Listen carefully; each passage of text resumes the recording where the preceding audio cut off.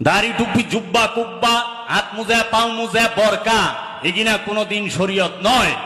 কারো বাপের বেটার ক্ষমতা নাই শরীয়ত প্রমাণ করা, কারণ হাত মোজার জন্মই হয় নাই মহানবী যখন আরবের বুকে আবির্ভাব করছে।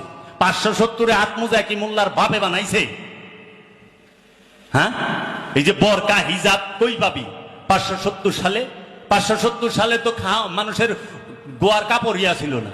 যারা কাপড় আবিষ্কার করছে গুগলে সার্চ দাও, বাইরে যেমন সারা পৃথিবীর মধ্যে সর্বপ্রথম কাপড় আবিষ্কার করে চীন। মুসলমানের শরীয়ত ঠিক রাখনের লেগে চীনের কাপড় আবিষ্কার। কিরে কই পাইলি কিনা? পোশাক হচ্ছে লেবাস, পোশাককে আরবিতে বলা হয় লেবাসুন, শরীয়ত নয়। শরীয়ত কি জানো?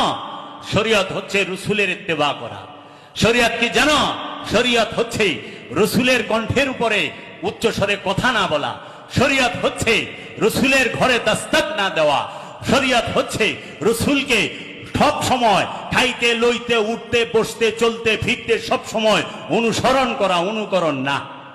অনুসরণ করতে বলছে আত্তাবিউনি, আতি আল্লাহ আতিউর রাসূল। ইত্তেবা করতে বলছে, অনুসরণ করতে বলছে, আনুগত্য করতে বলছে।